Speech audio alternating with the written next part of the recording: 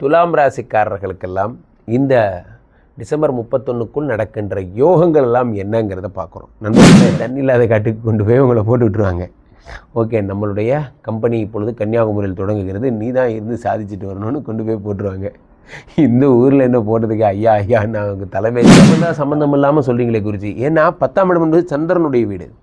சந்திரனுடைய வீட்டில் அந்த தொழில் டெவலப், சந்திரனுடைய தொழிலெலாம் டெவலப் ஆகும். ஸோ பிள்ளைகள், குழந்தைகள், கிட்ஸ் ஸ்கூல் வச்சுருக்கவங்களுக்கு தான் நல்லாயிருக்கும். சந்திரன்னா குழந்தைகள் எல்லாத்தையும் சரி பண்ணுறார் இந்த குரு பகவான். ஆக இந்த 3 யோகங்கள் தான் பிரதான யோகம். சந்திரனுடைய வீட்டில் உச்சம் என்பதை நீங்கள் எப்படி எடுத்துக்கணுன்னா, மனது 10ஆம் இடத்துக்குடைய 10னா மனது, இந்த ஒர்க்கஹாலிக்னு சொல்லுவாங்க.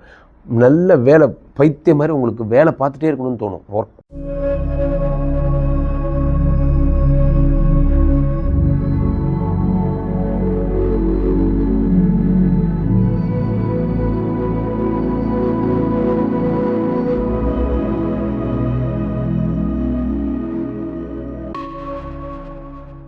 உலகெங்கிலும் இருக்கும் ஆன்மீக பரிகார நேயர்கள் அனைவருக்கும் வணக்கம். நான் உங்கள் ராம்ஜி. துலாம் ராசிக்காரர்களுக்கெல்லாம் இந்த டிசம்பர் 31க்குள் நடக்கின்ற யோகங்கள் எல்லாம் என்னங்கிறத பார்க்குறோம். நண்பர்களே, முதலாவதாக வருகின்ற யோகம் என்ன அப்படின்னா, இது யோகம்னு சொல்ல முடியுமா இல்லை தண்டனைன்னு சொல்ல முடியுமான்னு தெரில. காரணம் என்னென்னா, 10ஆம் இடத்திலே குரு பகவான் உச்சம் பெறுகிறார். 10லே குரு வந்தால் பதவி பறிபோகும். துலாம் ராசிக்காரர்களுக்கு 10லே குரு வருகிறார். என்ன வேலை செய்கிறீங்களோ அந்த வேலை உங்களை விட்டு போயிடும். இது வரமா சாபமா? ஏன்னா 10ஆம் இடம் என்பது சந்திரனுடைய வீடு. அதில் குரு பகவான் வரும் பொழுது வேலை போயிடும். ஸோ வேலை போய்டும்னு நம்ம ஒரு சில பேர் வச்சுக்கலாம். ஆனால் ஜோதிட சாஸ்திரத்தின்படி புதிதாக வேலை, internal job change, work tension, another job allocation போன்றவைகள் தான் பெரும்பாலும் நடக்கும். துலாம் ராசிக்கார் 100க்கு 90 பேருக்கு அடிஷ்னல் ஜாப் கொடுப்பாங்க. ஃபார் எக்ஸாம்பிள், நான் இவ்வளோ நாள் இந்த வேலை பார்த்துட்டு இருந்தேன், இப்போ எனக்கு இந்த வேலையும் சேர்த்து பார்க்க சொல்கிறாங்க என்பது தான் ஏற்படும். என் அனுபவத்தில் சொல்லுகிறேன். காரணம், 3-6 குரு பகவான் 10ஆம் இடத்திலே உச்சம் பெறுகிறார். பொதுவாகவே 6 என்பது பணி, இன்னொரு இடத்துல வேலைக்கு போகிறது தான் 6ஆம் இடத்துக்குடையவன், அடிமை தொழில்னு பேர். அப்படி இந்த 6 10ஆம் இடத்துல உச்சம் பெறும்போது ஜாப் கண்டிப்பாக கிடைக்கும். அது அப்போது ஜோதிட சாஸ்திரம் ஜாபை விட்டு போக சொல்லுது. 10 10லே குரு வந்தால் பதவி பறி போகும்.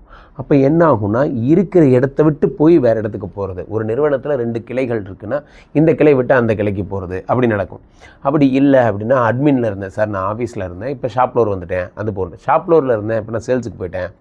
ஒரு குடோன் பார்த்துக்கிறேன், இப்போ நான் போர்ட்டு பார்த்துக்கிறேன், நான் இதில் இருக்கேன், கப்பல் ஏற்றுமதி, அந்த இடத்துக்கு போயிட்டேன். நம்ம கம்பெனி தான், அதுதான் இதுவும் நம்ம கம்பெனி இந்தோனேஷியாவில் இருக்குது, அங்கே போய் பார்த்துக்கிட்டேன், சம்மந்தமே இல்லாமல் நம்மளை அங்கே போட்டாங்க போன்றவர்கள்லாம்.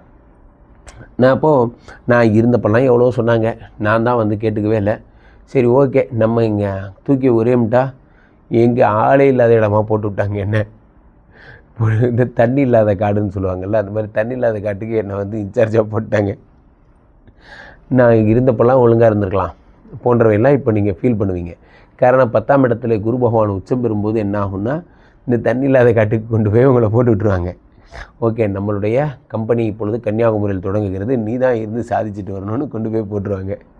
இந்த ஊரில் என்ன போட்டதுக்கு ஐயா ஐயா நான் அவங்க தலைமை கழகத்திலே இருந்துக்கிறீங்கய்யா, வெளில முடியாது, நீ தான் இருந்து இந்த கன்னியாகுமரி பிளான்ட்டை டெவலப் பண்ணி கொண்டு வரணும். ஐயா, இந்த ஊர் தெரியாத ஊரில் என்ன போட்டு போகிறீங்களே. அந்த மாதிரி சம்மந்தம்லாம் ரொம்ப நாள் கிடையாது. டிசம்பர் 21 வரைக்கும் தான் இந்த பீரியடு. இந்த பீரியடுக்கு நீங்கள் ஒத்துக்காதீங்க. இப்போ பிரச்சனை என்ன அப்படின்னா, இந்த பீரியடில் அப்படியே ஒத்துக்காமல் வேலையை விட்டும் போகாமல் அப்படியே ட்ராவலிங்லேயே இருக்கணும். அதுக்காக ரோசப்பட்டு வேலையை விட்டு போயிடாதீங்க. வேலை போனால் கிடைக்காது. 10லே குரு வந்தால் பதவி பறிபோகும். அடுத்த வருஷம் ஜூன் மாதம் அபிஷியலாக 10ஆம் இடத்துக்கு குரு வந்துட்டு வரப்போகிறோம். இருக்கிற வேலையும் போயிடும். அப்போ நம்ம ஜாக்கிரதையாக என்ன பண்ணணும், நான் சொல்கிறேன். என் வீட்டில் இப்போ தான் பிரச்சனை, எனக்கு அப்படியாச்சு இப்படியாச்சு, எனக்கு எங்கள் அப்பாவுக்கு அடிக்கடி உடம்பு சரியில்லாமல் போயிடுது, நான் தான் ஜப்பானுக்கு அடிக்கடி கூட்டு போய் பார்த்துட்டு வரேன், அதனால் எனக்கு மாதம் ஆனால் இதுக்கு எதையாவதுன்னு சொல்லுங்கள். இனிவே அவர் நம்பணும். அவ்வளோதான். நீங்கள் என்னை கன்னியாகுமரிக்கெலாம் விட முடியாது. சென்னைனா எங்கள் ஃப்ளாட்டு மேலேயே இருப்பேன், அப்படி ஈஸியாக போயிடும் வேலை, எதையாவதுன்னு சொல்லுங்கள். 10ஆம் இடத்துல குரு பகவான் உச்சம் பெறும் பொழுது இதெல்லாம் நடக்கும். ஆனால் இதில் ஒரு பாக்கியம் என்னவென்றால், 10ஆம் இடத்திலே சில பேர் ஹோட்டல் ஜாபெல்லாம் தேடுவாங்க. சில பேர் பார்த்திங்கன்னா ஹோட்டல் மேனேஜ்மெண்ட் படிச்சிருப்பாங்க. ஹோட்டல் வேலைகள் கிடைக்குமா, செஃப் வேலை கிடைக்குமா, அப்புறம் இதெல்லாம் படிப்பீங்க. வாட்டர் மெரைன் ஜாப்ஸ் படிக்கிறவங்களாம், மரைன் பார்த்தீங்கன்னா கப்பல் படிச்சிருப்பாங்க, அவங்களுக்கு வேலை கிடைக்கும். அவங்களுக்கெல்லாம் இப்போ தான் வேலையே கிடைக்கும். சம்மந்தம் இல்லாமல் சொல்கிறீங்களே குருஜி. ஏன்னா 10ஆம் இடம் என்பது சந்திரனுடைய வீடு. சந்திரனுடைய வீட்டில் அந்த தொழில் டெவலப், சந்திரனுடைய தொழிலெலாம் டெவலப் ஆகும். ஸோ பிள்ளைகள், குழந்தைகள், கிட்ஸ் ஸ்கூல் வச்சுருக்கவங்களுக்குலாம் நல்லாயிருக்கும். சந்திரன்னா குழந்தைகள். குரு போய் அங்கே உச்சமாகும் போது குழந்தைகளுக்கு கற்பிக்கக்கூடிய வாத்தியார்களுக்கெல்லாம் ரொம்ப நல்லது. இந்த அபாக்கஸ்ஸு, இந்த கராத்தே, சின்ன குழந்தைங்க பாவம். இங்கே போரூர் கார்டனில் கூட ஒரு மாஸ்டர் இருப்பார், பார்த்துருக்கேன். நான் ஒரு மாஸ்டரா, ஆனால் அவர்கிட்ட கூட்டு போய் ஒரு 10 பசங்க, 10 ஸ்டூடெண்ட்ஸ் அவருக்கு. அந்த 10 ஸ்டூடெண்ட்டுமே எல்லாம் 5ஆம் கிளாஸு 4ஆம் கிளாஸு 3ஆம் கிளாஸு. இவங்களுக்கு அப்படி குங்ஃபு அப்படி சொல்லி தருவார். அவர் எல்லாம் பண்ணுவார். பாவமாக இருக்கும் அவர் பார்த்தா. தம்பி என்ன பாரியா அங்கிள், எப்போ அங்கிள் கிளாஸ் முடியும்னு கேட்கும். அது அவங்கள பிடிச்சி வச்சு. ஆனால் இந்த நேரம் பாருங்கள், நீங்கள் ஒரு பேர் எடுத்துருவீங்க. உங்கள் பையன் திடீர்னு பெரிய கப் அடிச்சுட்டு வந்துடுவான். அதெல்லாம் நடக்கும். அப்போது 10க்குடைய குரு, 10ஆம் இடத்து குரு பகவான் 5ஆம் பார்வையாக 2 பார்க்குறாரு. குருமங்கள யோகம். 2ஆம் இடத்து செவ்வாய் பகவான் இருப்பதால் குருமங்கள யோகம். இந்த நேரத்தில் பண வரவு ஏற்படும் இந்த குருவால். முக்கியமாக பூமி லாபம் ஏற்படும். முக்கியமாக நீங்கள் லேண்டு போன்ற விஷயங்களில் ஈடுபடுவீங்க. இன்வெஸ்ட்மெண்ட்ஸில் ஈடுபடுவீங்க. ஆர்டி மாதிரி, எஃப்டி மாதிரி போன்ற விஷயங்கள்லாம் இன்வெஸ்ட்மெண்ட்ஸில் ஈடுபடுவீங்க. உங்கள் எண்ணங்கள் எல்லாம் பொருளை சேர்த்துறதுல போகும். பொருள், பணம் சேர்த்துறது போன்ற விஷயங்களில் போகும். அடுத்ததாக குரு பகவான் 10ஆம் பார்வையாக, 9ஆம் பார்வையாக உங்களுடைய 6ஆம் இடத்தை பார்க்கிறார். 6ல் இருக்கின்ற சனியை பார்க்கிறார். 6ஆம் இடத்து சனியை பார்க்கும்போது 200% வேலை கிடைக்கிறது மட்டும் கிடையாது. 6ஆம் இடம் என்பது என்ன அப்படின்னு பார்த்தீங்கன்னா, உங்களுக்கு ரணருண ரோக சத்ருஸ்தானாதிபதி குருவனுடைய வீடு. அதை குரு பார்க்கும் பொழுது உங்களுக்கு வியாதி கடன் கஷ்டமே இல்லாத ஒரு நிலையை உண்டாக்குறார். அதே நேரத்தில் மறைமுக விமர்சனங்கள்லேருந்தும் அவங்கள ப்ரொடெக்ட் பண்ணுறார். உங்களை பற்றி கொசிப்ஸ் வருகிறது, அது எல்லாத்தையும் சரி பண்ணுறார் இந்த குரு பகவான். ஆக இந்த 3 யோகங்கள் தான் பிரதான யோகம். சந்திரனுடைய வீட்டில் உச்சம் என்பதை நீங்கள் எப்படி எடுத்துக்கணுன்னா, மனது 10ஆம் இடத்துக்குடைய 10னா மனது. இந்த ஒர்க்கஹாலிக்னு சொல்லுவாங்க.